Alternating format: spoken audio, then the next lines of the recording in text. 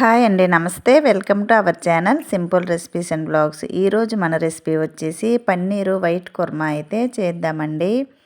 దీన్ని ఆఫ్ఘనీ పన్నీర్ అని కూడా అంటారు. మరి ఇది ఎలా ప్రిపేర్ చేయాలో చూసేద్దాం. సో స్కిప్ చేయకుండా వీడియోనైతే చూసేయండి. దీనికోసం అయితే ముందుగా 2 మీడియం సైజు ఉల్లిపాయలను కట్ చేసి అలాగే 4-5 పచ్చిమిర్చిని వేసి మిక్సీ పట్టాలండి. ఈ ఉల్లిపాయలు పచ్చిమిర్చి ఫైన్గా పేస్ట్ అవ్వాలి. తరువాత ముందుగానే నానబెట్టుకున్న బాదం అలాగే జీడిపప్పు, చిన్న ముక్క అల్లం అలాగే చిన్న ముక్క మామిడి అల్లంను వేసానండి.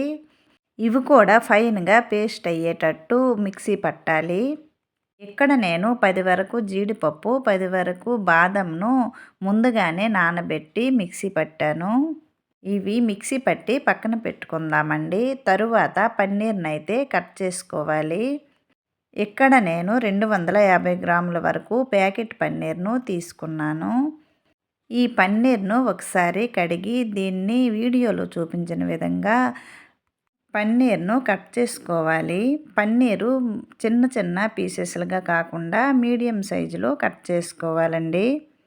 ఈ పన్నీర్ను ముందుగా ఫ్రై చేయడానికి స్టవ్ పైన ప్యాన్ పెట్టి 2 స్పూన్ల వరకు ఆయిల్ వేయాలి. ఆయిల్ హీట్ అయిన తర్వాత ముందుగా కట్ చేసి పెట్టుకున్న పన్నీర్ను ఒక్కొక్కటిగా వేసి లో ఫ్లేమ్లో ఫ్రై చేసుకోవాలి. పన్నీర్ను రోస్ట్గా కాకుండా కొద్దిగా కలర్ మారేంత వరకు ఫ్రై చేసి ఈ ఫ్రై చేసిన పన్నీర్ను ఒక ప్లేట్లోకి తీసి పక్కన పెట్టుకోవాలి. ఈ కర్రీ అయితే చాలా బాగుంటుందండి. తప్పకుండా ట్రై చేయండి. ఈ పన్నీర్ కర్రీ రోటీలోకి, చపాతీలోకి అలాగే నాన్లోకి కానీ రైస్లో కానీ దేనిలోకైనా చాలా బాగుంటుంది. తప్పకుండా ట్రై చేయండి. పన్నీరు ఫ్రై చేసిన తర్వాత అదే ప్యాన్లో ఆయిల్ ఉంటుంది కదండి, అదే ఆయిల్లో 2 లవంగేలు, 2 ఇలాచి, ఒక బిర్యానీ ఆకు, చిన్న ముక్క దాల్చిన చెక్క వేసి అలాగే 1 స్పూన్ వరకు కసూరి మేతిని వేసి ఇవి కొద్దిగా వేగనివ్వాలి. ఇవి వేగిన తర్వాత దీనిలో ముందుగా మిక్సీ పట్టిన ఉల్లి పచ్చిమిర్చి పేస్ట్ను వేయాలి. ఈ ఉల్లి పచ్చి వాసన పోయేంత వరకు ఫ్రై చేసుకోవాలండి. ఈ ఉల్లి కొద్దిగా వేగిన తర్వాత దీనిలో బాదం జీడిపప్పు పేస్ట్ను కూడా వేయాలి. ఆయిల్ కొద్దిగా వేయాలనుకుంటే 1 స్పూన్ వరకు ఆయిల్ వేసుకోండి. ఇక్కడ నేనైతే ఆయిల్ ఏమీ వేయట్లేదండి. పన్నీర్ ఫ్రై చేసినప్పుడు 2 స్పూన్ల వరకు ఆయిల్ వేసాను కదండి, ఆ ఆయిలే సరిపోతుంది. మీకు ఒకవేళ ఆయిల్ సరిపోకపోతే 1 స్పూన్ వరకు ఆయిల్ వేసి ఉల్లి జీడిపప్పు పేస్ట్ను ఫ్రై చేసుకోండి. ఈ బాదం జీడిపప్పు పేస్ట్ను వేసిన తర్వాత లో ఫ్లేమ్లో కలుపుతూ ఉండాలి. ఆయిల్ కొద్దిగా పైకి తేలేంత వరకు కలుపుతూ ఉండాలండి. తరువాత దీనిలో 1 కప్పు వరకు వాటర్ వేయాలి. ఇక్కడ మీకు గ్రేవీకి తగినట్టు వాటర్ వేసుకోవాలి. తరువాత ఈ గ్రేవీలో టేస్ట్కి సరిపడా ఉప్పు వేసి మీడియం ఫ్లేమ్లో ఈ గ్రేవీని కొద్దిగా ఉడికించాలి.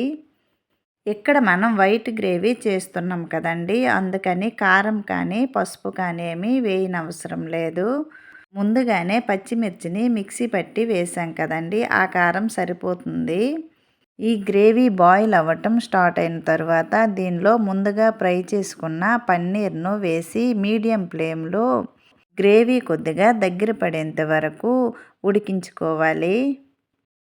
పన్నీరు వేసిన తర్వాత మీడియం ఫ్లేమ్లో 5 నిమిషాల వరకు ఉడికించుకుంటే కర్రీ అయితే రెడీ అయిపోతుందండి. కర్రీ దగ్గర పడిన తర్వాత దీనిలో కొద్దిగా సాఫ్రాన్ వేయాలి. ఆ తరువాత స్టవ్ ఆఫ్ చేసి 1 స్పూన్ వరకు బటర్ను వేయాలి. అంతేనండి, సింపుల్గా ఈజీగా పన్నీర్ వైట్ గ్రేవీ కర్రీ అయితే రెడీ అయింది. మీరు కూడా ఒకసారి తప్పకుండా ట్రై చేయండి. ఇది నాన్లోకి కానీ పుల్కాలోకి కానీ చాలా బాగుంటుందండి. ఒకసారి తప్పకుండా ట్రై చేయండి. అలాగే కొత్త వాళ్ళు ఎవరైనా ఈ ఛానల్ చూసినట్లయితే ప్లీజ్ సబ్స్క్రైబ్ చేయండి ఫ్రెండ్స్. అలాగే ఈ రెసిపీ నచ్చినట్లయితే లైక్ చేయండి, షేర్ చేయండి. ఈ ఛానల్ని సపోర్ట్ చేయండి. మరో మంచి వీడియోతో మళ్ళీ కలుద్దామండి. Bye friends.